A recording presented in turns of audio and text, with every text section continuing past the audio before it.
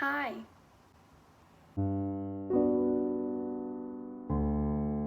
So welcome back to a new video. This is a throwback review video, and this is a bit of a different throwback review video. So I decided, hey, let me kind of switch this thing up, and what I decided to do was to talk about a topic that I feel we don't really talk about as a society. So nonetheless, let us begin with this video.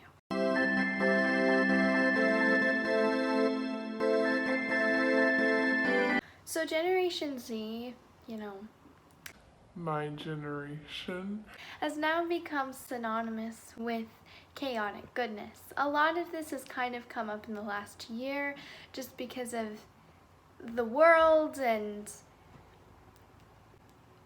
democracy and America and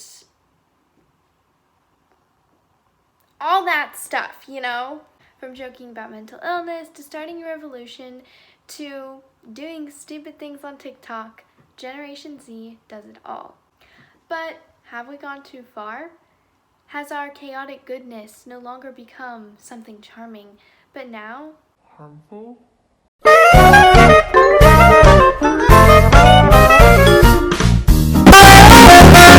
The Urban Dictionary defines chaotic good as the one random person named Ian that everyone knows but doesn't really talk to or hang out with. He tends to be crazy.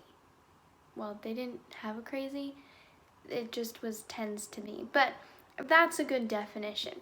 The way that I would define chaotic good is something that's weird, crazy, odd, but just still has good energy to it. It could be your friend Ian. It could be your teacher. It could be the world right now. Right now the world's chaotic bad, but it could be chaotic good one day, It just has implications. It's crazy, but it's good. It's just kind of the definition of the two words conjumbled together. Not that hard. But what I want to delve more into is why the heck we use this word. And the reasoning for that, at least to me, is because of the alignment chart.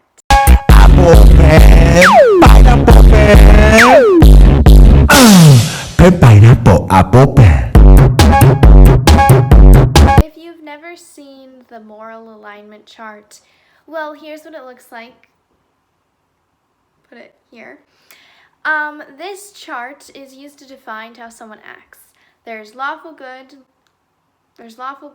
neutral good, chaotic good, and then there's neutral good, neutral, or true neutral is what is most commonly, neutral bad, and then there's lawful bad, neutral bad, and chaotic bad. So that just kind of helps define where you are on the chart. Now, I have taken many quizzes of things, and I have found out I'm a lawful good. Anyways, let's stop talking about myself, which I could go on for hours about. I'm not a narcissist. I'm not. Another word to describe chaotic goodness is to call someone a crackhead. This is, of course, very prevalent on TikTok with this song, I'm a crackhead. It's not as popular now, but it was like last year. Anyways, it's another way to describe, you being chaotic and just crazy and just, whatever. But I just don't think that's a really good usage of that term just because of, what the word means. Nonetheless, all this knowledge, all this stupid talk, you're not here to hear me talk about the origins of the word or the alignment chart or that or anything.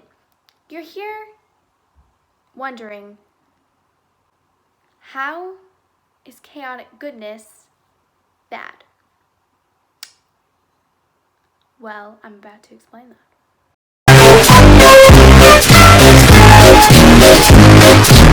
Now, from this point of the video, I will be talking about challenges. This is the information that I've gathered to show how our generation may not be that chaotic good. It's actually chaotic bad. You heard me, chaotic bad. Bad.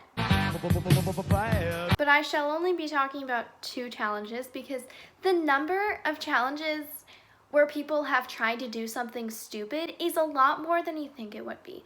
So I'm only going to be talking about the Tide Pod Challenge and the Kylie Jenner Lip Challenge because they are the most easy to research, because the Cinnamon Challenge, though I feel like it was the most popular and long running of the challenges, it was just because of its long run. Its origins are really hard to pinpoint, so I didn't choose that one. I would have talked about that one because I feel like it's one of the most popular. But nonetheless, let us begin talking about the Kylie Jenner Lip Challenge.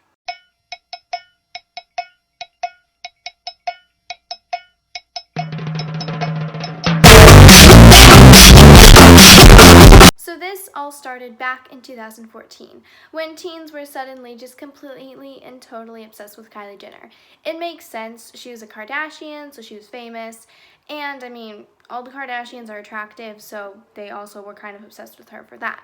During this time, she started seeing like a sudden change in her appearance, and that was because of her lips.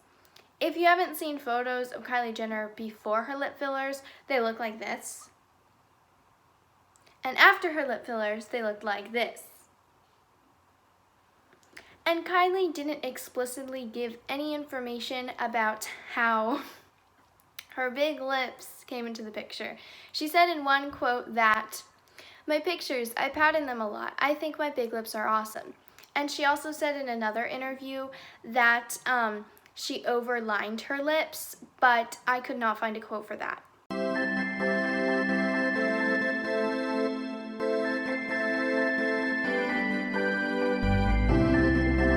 Jenna Marbles posted a video on January 8th, 2015.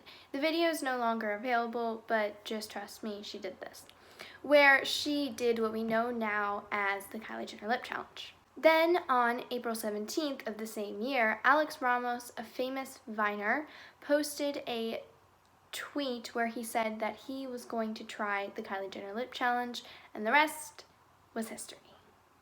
Over the next couple of days, thousands of people started using the hashtag Kylie Jenner Lip Challenge on both Twitter, YouTube, Instagram, and Vine. There are more than 160,000 tweets about it and 500 posts on Vine. Now, this challenge seems innocent enough. You're trying to get Kylie Jenner's big lips, you know, without lip filler. It's not that big a deal. But things quickly went south.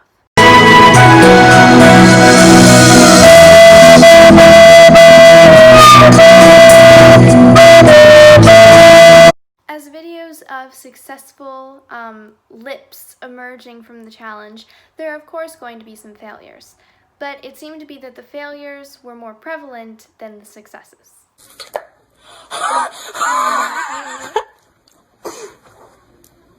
Hey ladies, I can't speak. My lips are tingling. As you can see in the videos that I've just provided, this challenge evoked a lot of pain from some people, saying that their lips were tingling, and others saying that after the challenge they started getting bruising. The bruising is due to the fact that when you do the challenge, you are creating a vacuum, and if you don't know what a vacuum is, here's the definition. So due to this vacuum, it created something that is known in the medical field as vessel engorgement. And vessel engorgement is when your vessels pump out a lot more blood than they're supposed to. And if they pump out too much blood, since the vessels are just so eensy weensy, they can pop, which would then create bruising around the lips. The media, of course, had a field day with this challenge, saying that parents should tell their children about this awful challenge and that they shouldn't do it. And of course the children would do it, because children are obedient and they never go against their parents, and they're just super smart and know everything in the world and understand the consequences of their actions because their brains are fully developed and they understand everything in the world and they understand the implications that they will face after doing a challenge like this. So obviously they did it.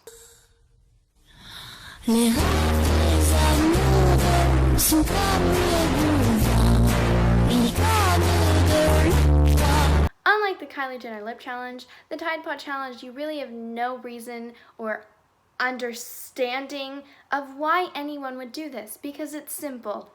You ate a Tide Pod, and I think we all know deep down you're not supposed to do that. So this challenge went way more viral, or viraler if you could say that, and I think that's just because of the challenge being as ridiculous as it is. So it was a lot easier for me to research, and I will provide a lot more links below. This whole challenge all started with a Redditor by the name of Straight Dope. Yes, that's their name. Saying, why does a Tide Pod look like it would taste good in 2013? Is he okay? In 2017, the prevalent YouTube channel by the name of College Humor did a skit called Don't Eat the Laundry Pods, and their usage of laundry pods caused Twitter to get really upset. And since Twitter got upset about this video, then people were thinking, hey, should I eat laundry pods? Sorry, Tide Pods. Should I eat Tide Pods? And I think you know where it goes from here.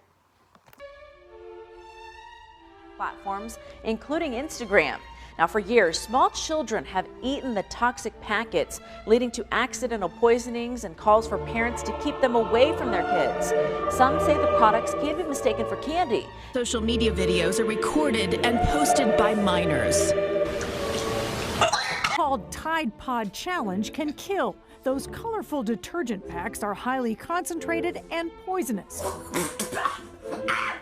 So far this year, there's been a 20% jump in the calls to poison. Craze got started. Some reports suggest the idea grew mistaken for candy and was From unbelievable, teens joking exposed to about how laundry appetizing.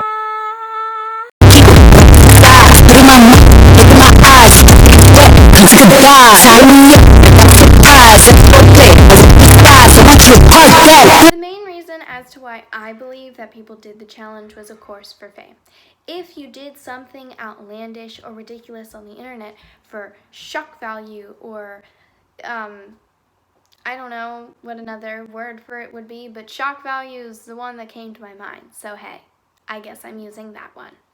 Anyways, this causes a lot of people to actually look at what you're doing. They're Like, hey, oh, they ate a possum and they got 100 million followers. I should eat a possum. and then it's just kind of a domino effect. And I mean, that's still not a good justification. You shouldn't be sacrificing your health or your life in some cases just to eat a Tide Pod and become famous. Like, you gotta use common sense and logic and reasoning to do that. I don't understand,